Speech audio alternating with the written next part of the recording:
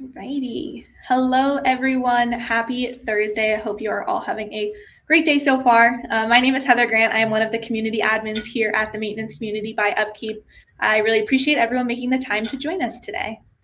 If you are not already a member of the Maintenance Community Slack group, we would love to have you join us. I will add the sign up link in the chat in just a moment. Today we have Fabio Andre Brand joining for a presentation on condition-based maintenance, building a framework. I'm really excited to hear from Fabio about this topic, and we will get started in just a moment. A couple items of housekeeping before we go ahead and get started. The recording from our session today will be available right at this link after we end, as well as in the Maintenance Community Slack group tomorrow, along with a copy of the slides that you see here today. Fabio is also available in the Slack group to answer any questions, so please feel free to share either the recording of this webinar or the invitation to Slack directly with friends, colleagues, or anyone you know who would benefit from hearing this presentation. Then, if you have any questions as we go through our presentation, please feel free to drop them in the chat. You can ask away throughout the presentation. We'll have a few minutes at the end to answer anything that comes through. As well as we'll share Fabio's contact information, I'm sure, so you can reach out to him directly. That is it from me. Thank you again to everyone for joining, and thank you, Fabio, for being here. I will turn it over to you to get started. Yes. Thank you, Heather, and good night and good day and good morning, to everyone who is participating on this event today. Okay. So I would like to first to ask everyone that is join the event, please write down the chat the name and where you are watching. So it's going to be very, very exciting for us to see where our word is reaching the world. Okay, guys. So I'm going to start sharing my screen right now. Okay. Just a second here. Okay. Let's see. There we go. Everything looks good, Heather? Yep, looks great. We'll hit full screen and we should be good. Yes. Let's start the presentation, guys. Again, like Heather said, I'm going to be speaking to you tonight. And first of all, I'm speaking from south of Brazil, okay? The city is called Porto Alegre, okay? So here is night, okay? It's about 7 p.m., so I'm going to say tonight, okay? So anyway, I'm going to be speaking to you guys about condition-based maintenance, okay? Building a framework. So the idea here, from our presentation is going to take around 30 to 45 minutes, okay? So I'm going to be speaking about a little bit about the basics of the inspection process in the maintenance, mainly. And then I'm going to be speaking a little bit about Industry 4.0, okay? What we have on maintenance related to technology, to inspections online, for instance. And I'm going to be showing to you a little bit about some practical cases that we have on a steel mill that I work for. Okay, guys? So again, like Heather said, if you have any questions, please feel free to ask. I would love to answer to you, because what moves me is actually help everybody, because overall we are in the same community, and we have to help each other to grow together. Okay, guys? So any questions, please let me know. Let's start. First, a very quick introduction from myself. I'm a mechanical engineer with master's degree in RCM. Okay. I have 17 years working maintenance and reliability, mostly in steel mills located in Brazil, United States, and Canada. So I did work for 2.5 years in United States. So my accent is a little bit from New Jersey. Okay, so I did live there for 2.5 years. Nowadays, I work as a coordinator for maintenance, reliability, and storeroom in a steel mill located here in south of Brazil. Okay. Right now, I work too as a project manager or a project coordinator of a capital project of $1.5 million capex for online predictive. And I'm going to be showing to you guys a little bit more about this project on this presentation, okay? And lastly, I'm the in some projects I did work for. I was a CMMS trainer. Okay, basically for SAP PM. This is the system we use on our company for a while already. Okay, this is a little bit about myself. So let's start. First of all, we have to be clear about the objectives of a condition-based maintenance.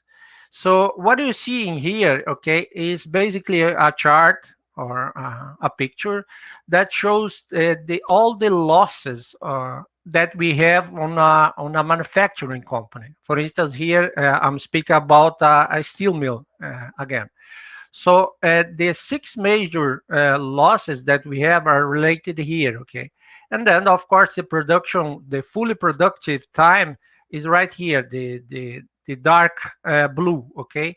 And then the CBM program, the main objective of the CBM strategy is to work on these three main points here. We'll say availability is the main one, I will say. Performance, of course, we're going to be working on failures or anything that brings failures to the function failures to the assets. Okay, so this is a strong point for improvement related to a CBM strategy. Okay, and quality too. A very strong condition based program is going to help a lot on quality issues too. So at the end, the main objective is actually improve the OEE, which is overall equipment effectiveness. Okay, it's a very well-known KPI for many manufacturing companies. Again, so CBM program, condition-based maintenance, is going to help a lot on OEE. Okay, so first of all, we have to understand some basic points about inspections, about condition-based maintenance. First of all, 89% of failures, they occur randomly, okay? Here you can see from many books, we see these 6 patterns of failures, okay?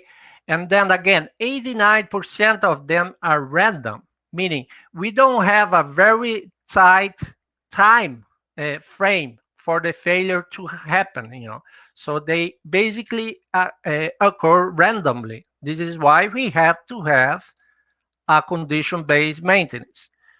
Besides that, most of the failures, they provide evidence that they are going to happen. So here the PNF curve, the potential failure and the functional failure. The PNF curve is very, very known on the maintenance area, reliability area. So again, most of its failures provide evidence, and this evidence can be many things related to heat, to noise, to vibration. I mean, a lot of evidences. And then this brings us to a very specific question, okay? Why failures happen? So it's very important for our crews to understand this concept, why failures happen.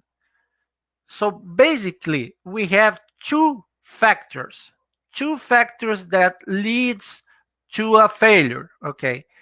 Two factors that brings us two reasons to a failure, okay? This is basics from any manufacturing process for any asset. Two factors, two reasons, okay? The two factors, the first one is load, okay? The load that the equipment is subjected, I mean, the load that the equipment is carrying, okay? And the second factor is resistance, okay?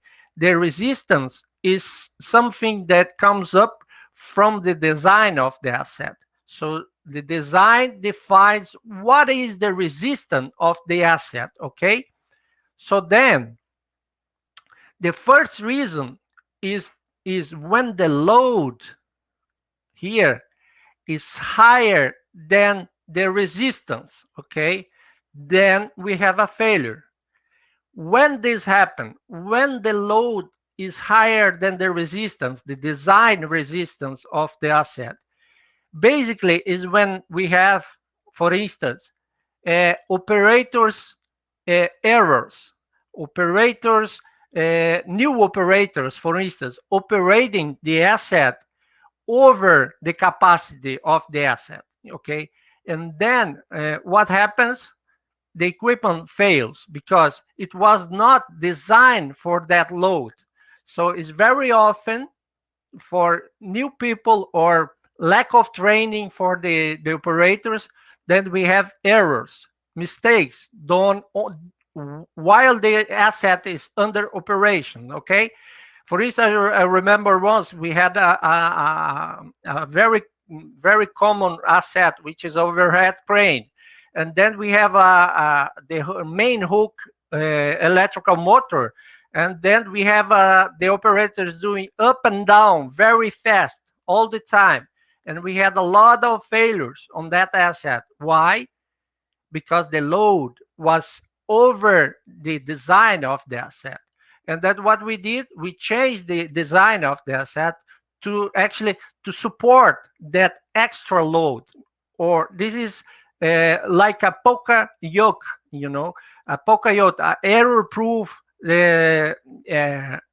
design, error-proof design to avoid that the operators put too much load under the asset. This is the one of the ways that maintenance and reliability teams can attack this kind of errors, doing error-proof devices or designs, okay? This is the first reason. And then the second reason for assets to failure, okay, is when the resistance goes lower than the load. Basically, while the asset is under operation, okay, the resistance goes down due to two reasons mainly. The resistance goes down due to two reasons. The first one is lack of maintenance or excess of maintenance.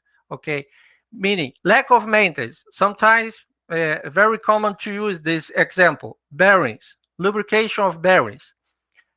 We don't put enough lubrication. What happens? The resistance of the bearings goes down, and then the asset is going to fail. Or when we have excess of maintenance, too much maintenance done on the asset. For instance, very common too, to put too much grease on a bearing, for instance. What's going to happen? The resistance of the bearing is going to go down, and then the asset is going to fail. It's going to fail. And then in here, that's where we have the inspection process.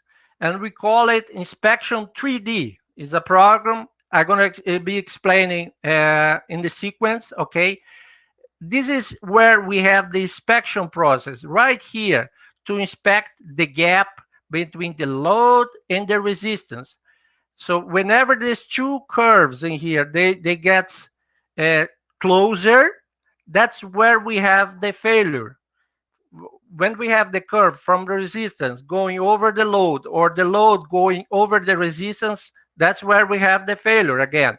And then here we have established the inspection process, actually to follow up to see the evolution of the failure. Because again, like I showed you before, all the most of the failures, they provide evidence that they're going to happen. That's why we need the inspection process.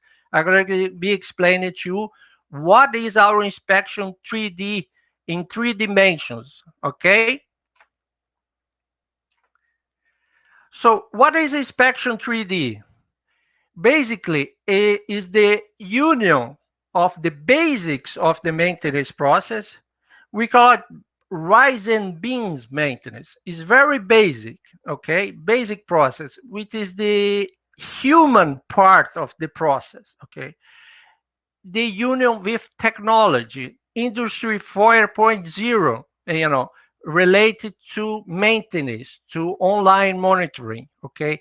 The union of these two worlds, the basics, the human part of the process, together with technologies, there where this is where we have a very strong condition maintenance process, okay? Condition-based maintenance, I mean, because again, we see many companies or many organizations looking into technology, investing in industry 4.0, monitoring and everything else, but they forget the basics of the maintenance process. So we strongly believe, in my case, I strongly believe too, we cannot forget the basics, the people. So people, meaning our crews, our maintenance people, our maintenance technicians, they must be very well prepared and trained to actually support and understand the technologies that are coming up from Industry 4.0, okay? So putting these two worlds together, that's where when we have the 3D inspection process, okay? What is the 3D inspection, 3 dimensions inspections, okay? Here we have the P&F curve again. And then we divide the P&F curve in 3 sections, okay? That's what we call the 3 dimensions, okay? The P&F curve divided in 3 sections. The first section here, we call it rounds, okay? Inspection rounds. What is the features of these type of inspections, okay? They have very low predictability. Why? Because they are very close to the final functional failure, okay? They inspect the asset and they are very close to the final failure. What other feature is they are high frequency, normally daily or even every shift, okay? So here we have the TPM inspections, for instance, okay? The second one, and I'm going to be detailed each one even more in the sequence, okay? That's why I'm going to be faster here. The second one, we call it inspection 360. I will say this one is the most important one. Uh, Basically, these inspections uses human senses. So it's an inspection where a simple instrumentation uses simple instrumentation is going to get the highest number of failure modes on the inspection 360. It has medium predictability, is right in the middle of the P&F curve, okay? So that's why it has medium predictability, okay? And the third one, the last one, is predictive. The analytics, okay? The predictive technology. That's where we have all the technologies, ultrasound, thermography, fluid analysis, motor testing. All of them are very high on the P&F curve, okay? It has very high predictability, as you can see here, because they are very specific. This type of inspection, they're going to get normally one failure mode each. So which is going to be vibration, thermography, temperature, or whatever it is. So it's very specific, but it has very high predictability, okay? So now I'm going to be explaining a little bit more about each inspection type. And later on, I'm going to be showing you examples of online monitoring that we have on our steel mill, okay? The first one here is rounds, okay? The rounds, we use smartphones, as you can see here as a picture, So the guys, they use smartphones. They have all the checklists that they have are directly connected with SIP, okay? Direct links with the work orders and everything. In SIP, they can create the work orders directly in SIP from the smartphone, okay? So this type of inspections, what are the features of these inspections? They detect potential failures close to the final failure, like I said before, and they validate the other two types of inspection, meaning they are the last goalkeeper before the failure. Meaning, whenever we detect a potential failure on this type of inspection, we have to do a quick root cause analysis to understand why that potential failure was not detected before. Again, the idea is always to detect the failures early on the PNF curve, as you know. So when we get an anomaly or a potential failure right here, it means that the other two failures somehow they fail too. Again, they should be detected before. Okay.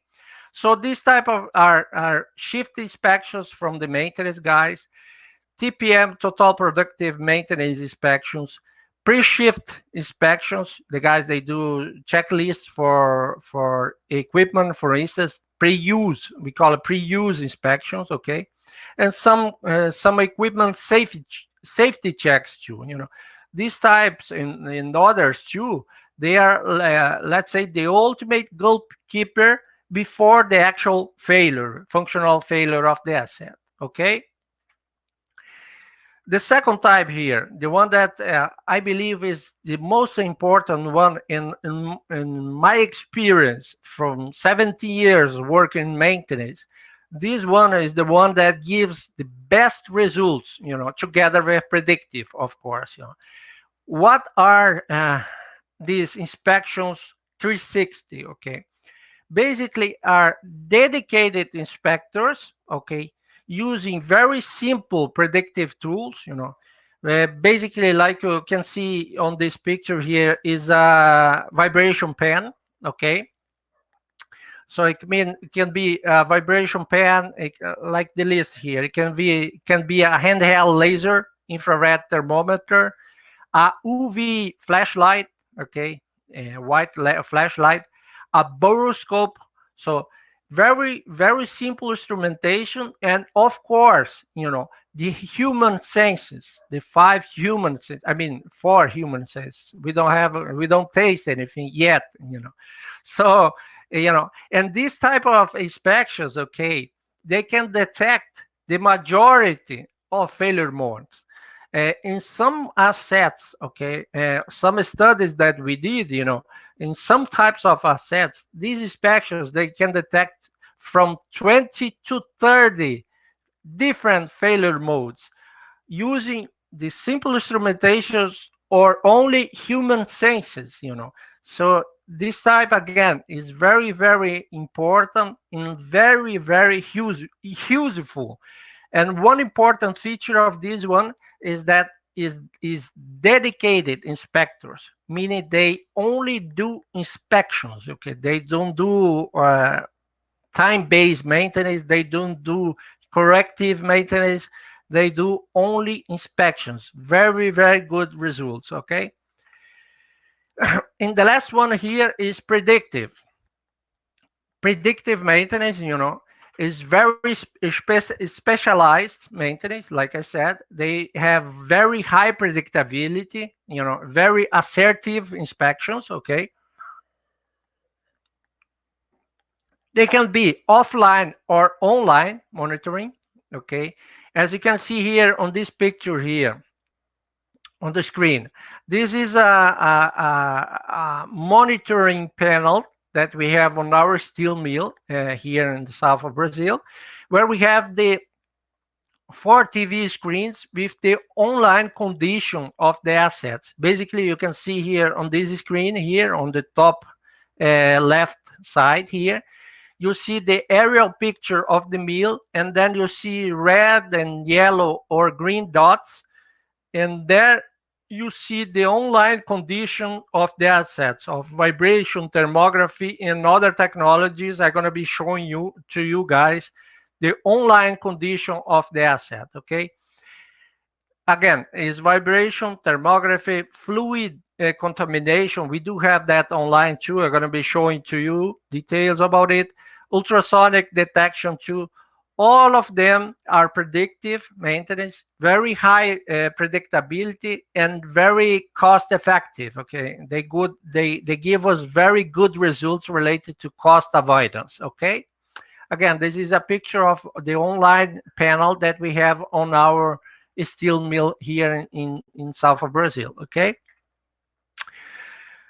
so here, what is the project? We call it Maintenance 4.0. This is the project. I'm the coordinator, for about, 4 years already. We started in 2017. So the basic steps of this project was, the first one is the team definition. You have to define a team to work on this project. So we have engineers, electrical engineers, we have electronic technicians, we have predictive guys, we have people from IT working on the team. Okay. The second step here is very important too, is a risk ranking, ABC asset classification. Okay, meaning we have to understand which assets we have to work on first. Okay, so mainly we did work on the assets A, on the critical A assets. Okay, and for those, we did RCM studies, to understand the failure modes of the assets.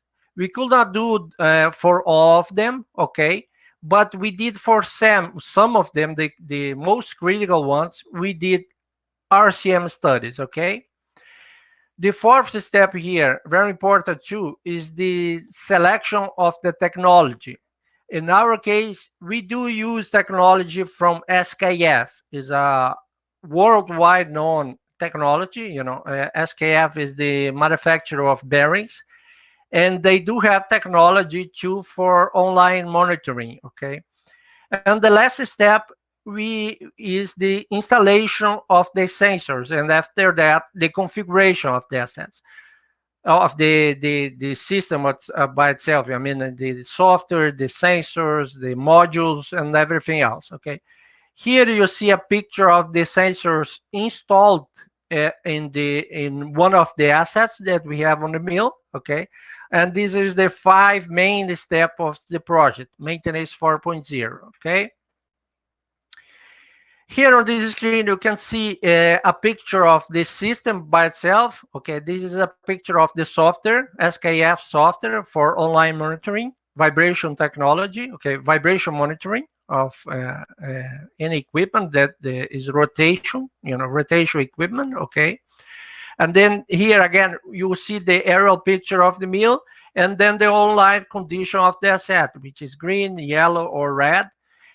Whenever we have a red, for instance, is an alarm, an alert, or an alarm. Okay, the analyst, the predictive analyst, he can drill down, basically clicking on the screen, the yellow dot or the red dot, and then he navigates up to the level where he's gonna see the 3D model of the asset on the screen. And then on this 3D model, he's going to be seeing the online condition of each of the assets, meaning here the motor, the gearbox. Here is another example. Those are green. Here they are yellow. Okay, and all this information is stored in the cloud, from SKF, but the SKF uses Amazon. Okay, is all uploaded to the cloud. And then we have automatic alarms sent by email or SMS, whatever you want. Okay, and here's the software we use. It's called Aptitude Observer from SKF again.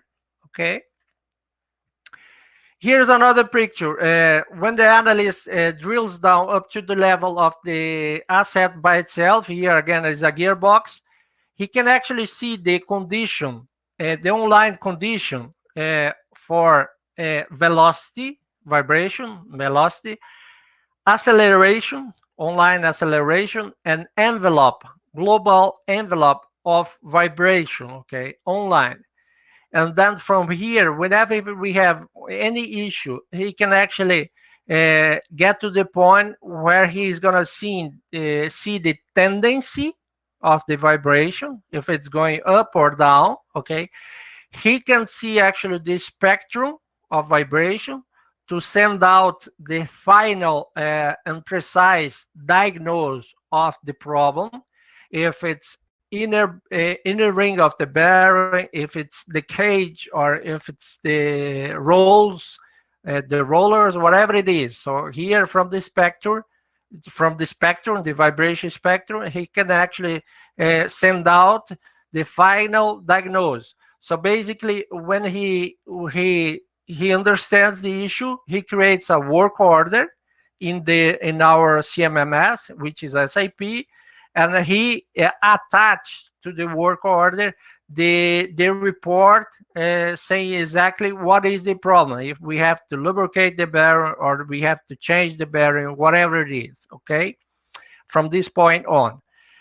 So far we have on the whole plan, on this steel, only on this steel mill I'm working on is 429 online points, okay, on the whole mill, which is give us around 185 assets being online monitoring, okay, using this technology that I just showed you, okay.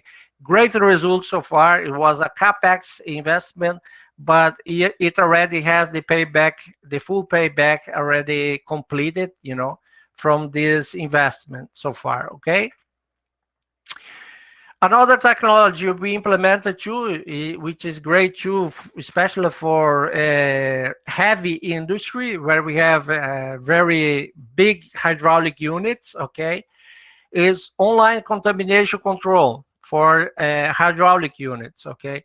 So here we have this system. You can see it monitors the online condition according to ISO 4406, okay. Here you can see the numbers, okay, the numbers of the contamination of the system online again. And this system actually connects to the main screen that I show you on the slide before, okay. It does have an IoT system to control the filtering needs of the asset, meaning this system here actually turns on and turns off the offline filtering system. Whenever the ISO gets higher to a certain level, okay, which you can actually configure, it actually turns on the offline filtering system, okay. So it keeps the system on to the point where the contamination level gets below the a certain level that we define in the system, and then actually turns off the offline filter system. So it's, in my opinion, this is a very typical case of IoT system, meaning that the machine by itself will control its need of filtering or not automatically, okay. So again, this proper offline filtering system is very important too.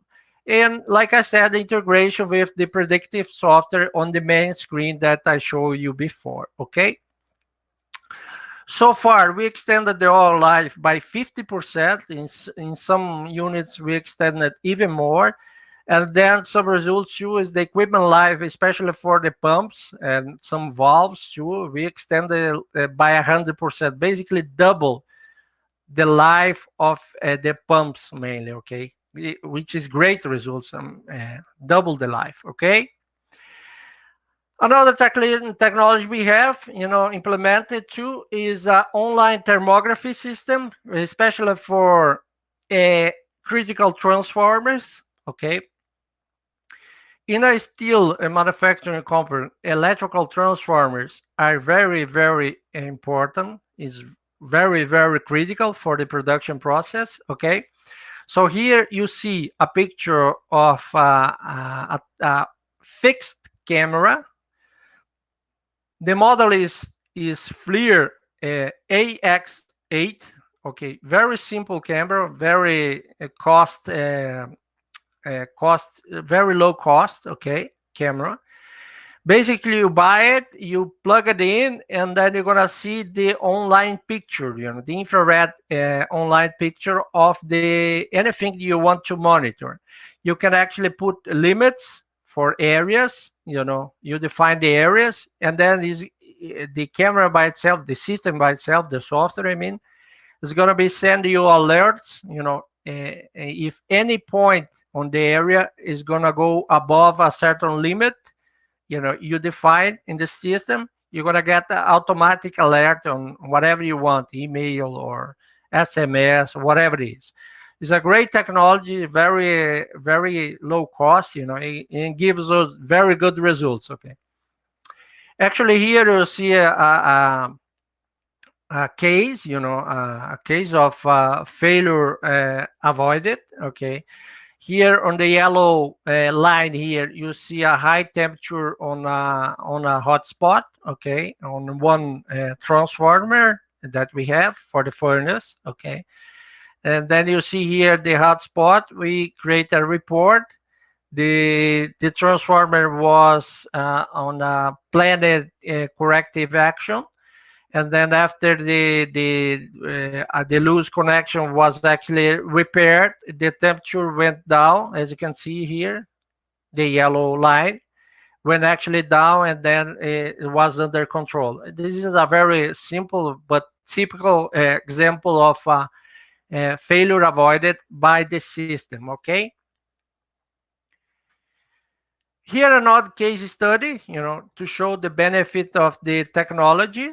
Okay, in this case here was a bearing. Okay, you see here the picture of the bearing. It's a bearing on a dedusting fan of an inner diameter of approximately 6 inches. Okay, it's a pretty big bearing. Okay, so here's a picture of the bearing by itself. On the side of the fan, here is the electrical motor, as you can see. Okay, so on April 16, the online system that I just showed you before, here you see the tendency of the vibration. Okay, it went up, and then the analyst created a work order and the report showing that was on alert condition, was not even an alarm condition, but was an alert already of higher vibration, showing that it had a defect on the inner ring of the bearing. Here's the number of the bearing. Okay. Then we actually planned a corrective order, okay, and was done on a planned shutdown, okay, on a weekly shutdown, okay. And then after the corrective order, the vibration went really down, as you can see. Basically, the bearing was changed. But when we got the failed bearing, we look at the inner ring. As you can see here in the picture, it was a big crack on it. And then of course it did avoid it a big a potential big failure on the asset. For instance, this asset can actually stop the production of steel, on the melt shop, because it has a very critical process, which is the dusting of the furnace, so they can actually it can stop. So that's why again the predictive technology is very, very helpful. This is just a case study showing the benefit of it.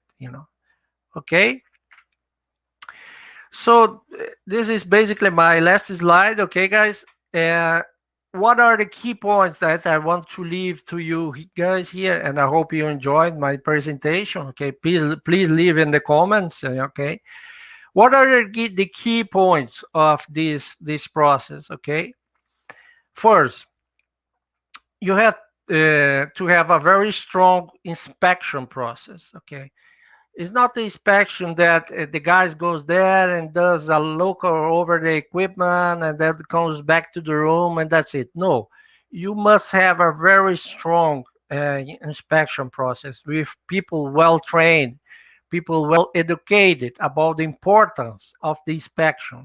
Bringing anomalies before the failures happen. It gives wonderful results. So the first one is rounds, as I showed you. The rounds that the guys goes around and check for failures. Okay. The second one is the one that I told you is, in my opinion, is the most important one. But of course, all of three, they give us the conjunction of all of three that give us the best results. Okay. But the second one is the dedicated inspectors using simple instrumentation and human senses. Okay. And the third one, predictive, of course, nothing to say else. I mean, predictive is wonderful. Like I show you, the offline and online monitoring is wonderful. It goes down to the planned corrective orders. All of the anomalies or potential failures that we detect on the inspections, they must be reported as planned corrective orders. And then these planned corrective orders, they go to the planning and the scheduling. And this is another very important process on the maintenance and reliability. I mean, to have well educated and trained planners and schedulers, I mean, to support this process. I mean, it's not effective if you have a very strong inspection process and you don't have a very effective corrective process. So these two things, they must walk hand by hand, otherwise you will not get results. You get a ton of work orders and you cannot correct them, and then you're gonna have failures anyway. So these 2 points, they must again work together and walk together. Okay. Planning and schedule, then it goes to execution. Okay. A very good execution, only on the asset or the point that is actually needed. Okay. Based on the diagnosis that was done on the inspection. Okay. And that for some potential failures that we had, we have to do a root cause analysis. Okay. And of course, later on, a reinspection. After the corrective is done, you must do a reinspection to guarantee that the corrective action was effective. And then you will not have the same failure mode coming back. So the reinspection is very important. Okay. So what are the results we got so far? Okay. So basically, higher safety of the crews. Yeah. Of course, if you have less failures, you have less exposures of the guys to risk.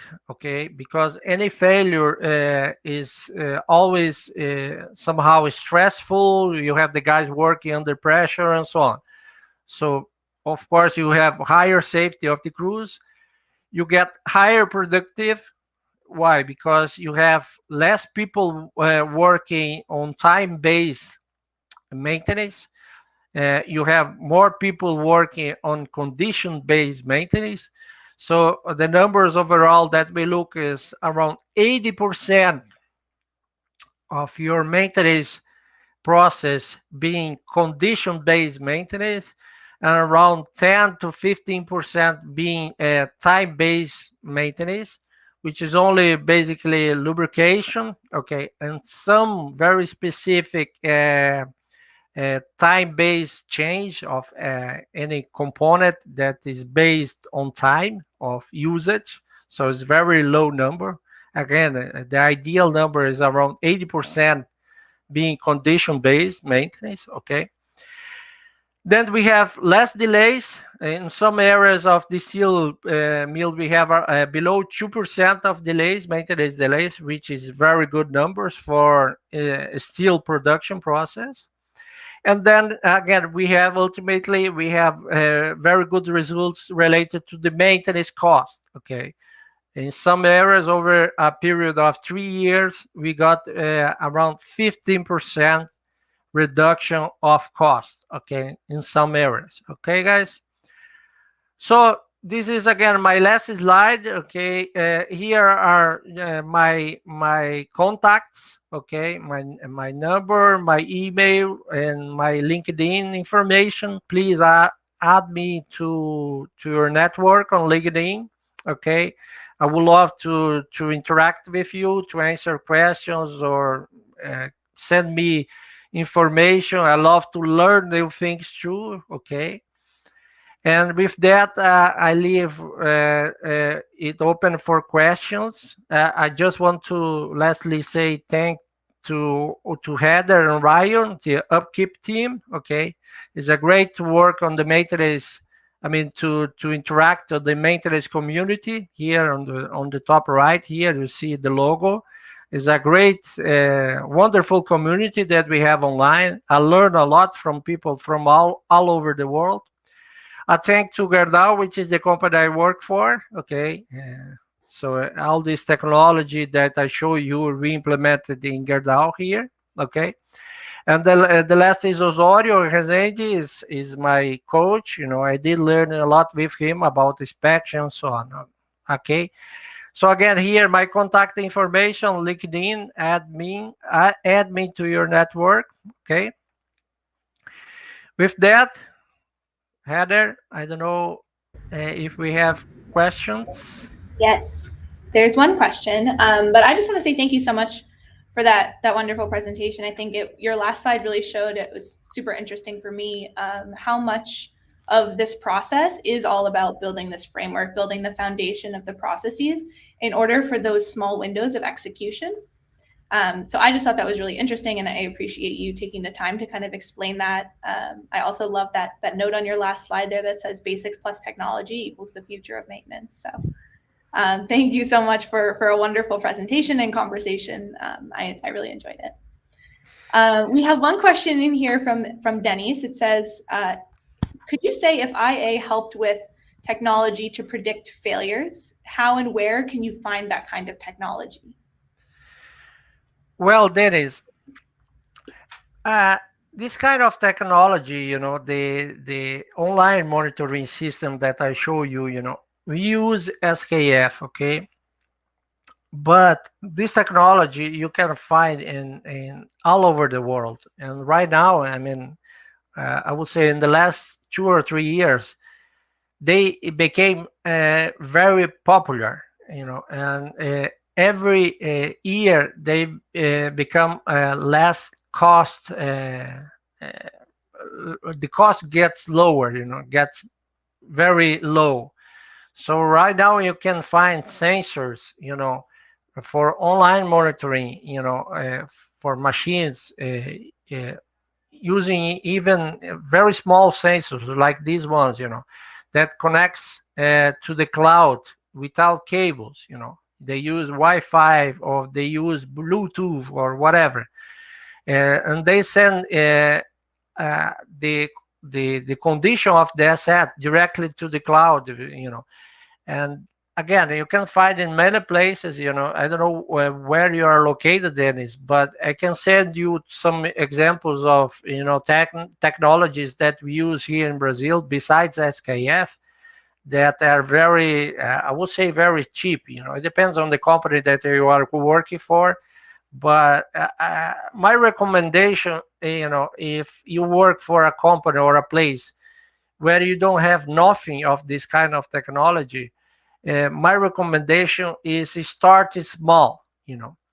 So basically, you define one critical asset, okay, and then you go for that pilot area or asset.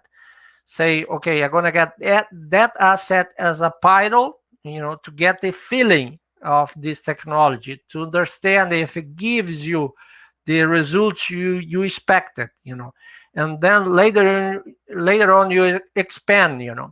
So again, you can bring some vendors to your site show to them one asset, get a quote or something, or even some of them will make you a demo, for some time, even for free, I will say. They will put you the sensors there, install it, just to show you the technology and the benefits without charging you for anything. So start small and then move from that point on. Okay, Dennis? But send me a message. I can send you more details about it. Okay? I see Awesome. people from many places here: California, Dan, Mhm. Felix. Felix is a very good friend from the maintenance community, right? So many people here. Brazil, you see, nice guy. Nigeria, guys from Africa, very nice to see you guys. Los Angeles, good. Yeah. Tulsa, very nice guys. I hope you like it. And again, I don't know if no more questions, like Raiden. Yeah, no, I didn't see any other questions, but I know you've shared your contact information, and Bobby is very active in the maintenance community as well. So if you're Of not course. already in there, feel free to hop in, and you can find him there.